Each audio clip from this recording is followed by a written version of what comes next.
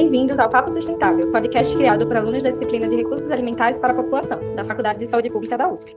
Hoje vamos falar de algo que está literalmente na boca do povo: alimentos processados. Eles são sinônimo de praticidade no dia a dia, mas será que sabemos realmente o que estamos consumindo e como estamos afetando o nosso planeta? Eu sou Fernanda, e para ajudar a gente a entender esse assunto de um jeito simples e direto, está aqui comigo Pedro, estudante de graduação em nutrição pela USP. Bem-vindo, Pedro. Oi, Fernanda, e oi para todo mundo que está nos escutando. Fernanda, é sempre um prazer estar por aqui para falar de temas tão importantes como esse, né? Os alimentos processados, eles são tão presentes na nossa rotina que muitas vezes a gente nem para pensar sobre eles, né? Tipo, qual que é o impacto deles, tanto na nossa saúde, para o nosso corpo, quanto como que é o impacto deles no mundo que a gente vive, né? Pois é, e olha que interessante, os processados podem até serem vistos como heróis da vida moderna, porque eles ajudam a conservar alimentos, facilitam o transporte e tornam a comida mais acessível, especialmente em cidades grandes. Mas, como tudo na vida, tem sempre um outro lado, né? Com certeza, Fernanda. Não dá para negar que os alimentos processados têm algumas vantagens sem comparação, né? Eles garantem que o pãozinho dure mais, que o leite chegue até lugares remotos, e eles até ajudam a combater a insegurança alimentar em algumas situações. O problema começa quando a gente exagera no consumo dos ultraprocessados e também quando a gente deixa de prestar atenção nos impactos ambientais que a produção desses alimentos tem. Ah, esses famosos ultraprocessados. Explica pra gente, o que exatamente eles são?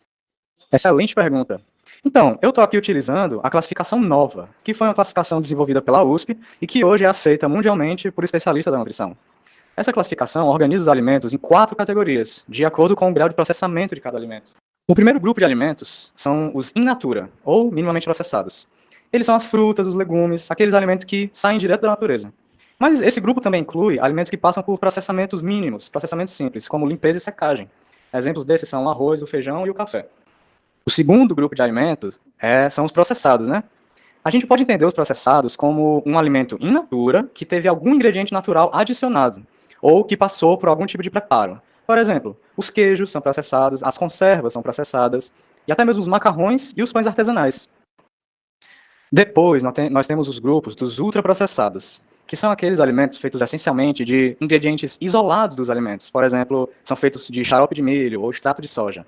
Muitas vezes, esses ultraprocessados são repletos de aditivos para aprimorar a palatabilidade ou a durabilidade do alimento. Alguns desses aditivos são sal, açúcar ou até mesmo ingredientes artificiais, como corantes, aromatizantes e estabilizantes. Por último, nós temos o quarto grupo, que é um grupo à parte. É o grupo reservado para ingredientes culinários, como os óleos de cozinha, o sal, os temperos, que são ingredientes que, independentemente do grau de processamento deles, a gente sempre recomenda que sejam consumidos em baixa quantidade, né? E são ingredientes que são necessários para o preparo de refeição. Tá, deixa eu ver se eu entendi, então. Um abacaxi inteiro, a fruta, ela seria considerada in natura, enquanto aquela lata de abacaxi em calda seria considerado processado? E um ultraprocessado à base de abacaxi seria aquele suquinho em pó? Isso mesmo, Fernanda. Os ultraprocessados, eles têm um grande apelo porque eles são práticos, são muito saborosos, duram muito tempo na prateleira, mas o problema é que, além de serem pobres em nutrientes essenciais, eles são ricos em coisas que a gente recomenda que seja limitada. Então, por exemplo, açúcar, o sódio, gordura trans, gorduras saturadas, são nutrientes que tem muito nesses alimentos ultraprocessados. Então, pelo ponto de vista da nossa saúde, é melhor a gente evitar os ultraprocessados. Mas quando o assunto é meio ambiente, qual é o impacto do alimento processado em comparação ao in natura? Esse é um excelente ponto que tu levantou. Então, a produção de ultraprocessados, ela requer um suprimento de matéria-prima em altíssima escala. Isso acaba priorizando a monocultura dos ingredientes que são mais utilizados pela indústria, como, por exemplo, o milho, o trigo e a soja. Essa monocultura reduz a diversidade de plantas cultivadas, e isso, inclusive, enfraquece os ecossistemas. Sem diversidade, os sistemas alimentares ficam mais vulneráveis a pragas, mudanças climáticas e até mesmo a crises econômicas. Ah, entendi. Isso é muito preocupante quando a gente pensa no Brasil, né? Que cumpre um papel na economia global, de uma potência agroexportadora. Inclusive, falando em monocultura, a gente já tem evidências que apontam que essa prática está relacionada com o aumento no uso de agrotóxicos. Então, não é de surpreender que o Brasil seja o país que mais consome agrotóxicos no mundo, pelo menos em números absolutos. Quer dizer, então, Pedro, que além de afetar a saúde do povo e do meio ambiente, a gente está diminuindo a variedade de alimentos que a gente tem disponível? Exatamente isso, Fernanda. Para tu ter uma ideia, segundo um relatório da FAO, 75%, 3/4 da diversidade genética das plantas já foi perdida somente no último século. É um negócio assustador. E sabe o que é mais triste? Em algumas regiões, as práticas agrícolas sustentáveis e os alimentos tradicionais, que valorizam a nossa diversidade, estão desaparecendo por conta da pressão de mercado exercida pela produção industrial. Nossa, isso muda totalmente a perspectiva.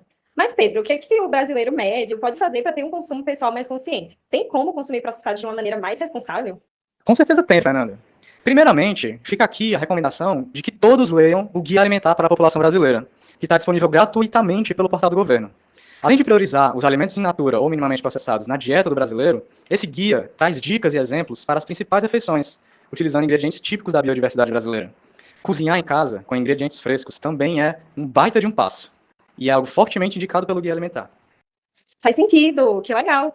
Mas e aí, essa questão do meio ambiente, quais são os caminhos possíveis que a sociedade pode tomar quanto aos alimentos processados? Então, essa é a pergunta de ouro, né? É aí que a gente começa a falar da faca de dois gumes, que são os processamentos de alimentos. A gente pode e deve utilizar os avanços na tecnologia de alimentos para melhorar a acessibilidade e a competitividade dos alimentos saudáveis, dos alimentos sustentáveis. Por exemplo, graças às tecnologias de armazenamento e preservação, hoje pode-se comercializar em todo o Brasil uma variedade de frutas e verduras durante o ano inteiro, independentemente da sazonalidade daquela planta. A gente precisa direcionar o desenvolvimento tecnológico para potencializar a biodiversidade do território.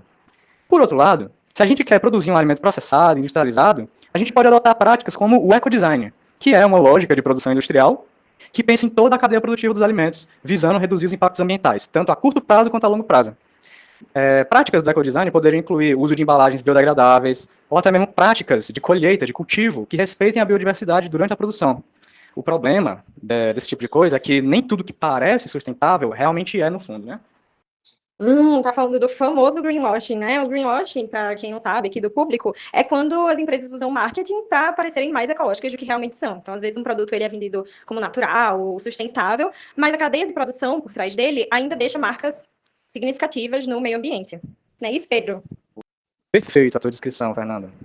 Para trazer um exemplo de greenwashing, eu queria trazer a história das cápsulas de café, né? Quando surgiu a primeira máquina de café à base de cápsula, isso foi um negócio tão revolucionário para a época que muito pouco se discutia sobre as toneladas de resíduos plásticos resultantes desse tipo de café, né? Hoje em dia, as principais grandes empresas desse ramo fizeram a transição para embalagens biodegradáveis. Mas mesmo assim, pensa comigo, o benefício ecológico da embalagem biodegradável não se sobrepõe ao impacto negativo da escala de produção brasileira de café, a maior do mundo. E essa grande produção favorece as práticas de monocultura, de desmatamento, uso exacerbado de agrotóxicos e por aí vai. Por isso, é tão importante a gente buscar informações sobre as marcas, entender a realidade de cada país. Não é coincidência que as empresas que mais contribuem para o resíduo plástico global são as mesmas empresas que investem em marketing ecológico. Ai, muito massa esse exemplo, Pedro. Pois é, quanto mais a gente entende o que consome, né, de onde vem, menos a gente é enganado. E mais se empodera para apoiar regulamentações que combatem essas cadeias de produção poluentes. Nossa, e sabe o que eu lembrei aqui que tem a ver com tudo isso? Os ODS, os Objetivos do Desenvolvimento Sustentável da ONU. Sim, sim, tudo a ver, tudo a ver. Para quem nunca ouviu falar, esses ODS, os Objetivos de Desenvolvimento Sustentável, são meio que um guia global para a gente equilibrar as questões de saúde, meio ambiente e desenvolvimento que a gente enfrenta hoje em dia. Eles são um passo muito importante na missão global de redirecionar as prioridades dos governos e das economias, no sentido do desenvolvimento sustentável. Inclusive, eles priorizam muito essa questão da biodiversidade. Por exemplo, o ODS 2, que fala sobre fome zero e agricultura sustentável, ou até mesmo o ODS 12, que fala sobre o consumo responsável, né, alertando sobre o desperdício de alimentos. E também o ODS 15, que foca na proteção dos ecossistemas, que hoje em dia sofrem muito com a produção intensiva de alimentos. Todos esses objetivos, eles vão ter que bater em algum momento com a questão da biodiversidade. É incrível como tudo isso está conectado. Mas, Pedro, então, para finalizar esse episódio, você pode fazer um resumão para quem está ouvindo a gente agora e se sentiu motivado a ajudar nessa luta pelo desenvolvimento sustentável, a biodiversidade? Veja, Fernanda, eu diria para as pessoas começarem observando da onde vem o que você coloca no prato. Onde é que você compra o seu alimento? Eu, pessoalmente, gosto muito de feiras de rua, porque lá você pode conversar com o feirante para saber exatamente de onde vem aquele alimento. Às vezes você tem acesso a produtos agroecológicos. Sim, eu também adoro o feirinha de rua. Isso também vai de acordo, inclusive, com o guia alimentar, né? Que você falou no começo da conversa, que ele orienta a dar preferência a alimentos frescos, que estão muito presentes nas feiras de rua, e a valorizar os produtos locais, né? Isso faz bem para a saúde, para o planeta, e ainda apoia a economia da sua região. Isso mesmo, Fernanda. A gente tem que lembrar que cada escolha é nossa conta. É tudo questão de equilíbrio, né? Tem que se lembrar que comer bem não é só um ato pra gente, é também um ato de cuidado com o planeta. Maravilha, Pedro. Muito obrigada por esse papo incrível de hoje. E você que ouviu até aqui, que tal pensar no que vai para o seu prato hoje? A mudança começa com a gente. Que é isso, Fernanda. Eu que agradeço pelo convite, pela oportunidade aqui de conversar com a população. E até a próxima, galera. E não se esqueçam, hein? Escolhas conscientes transformam o mundo.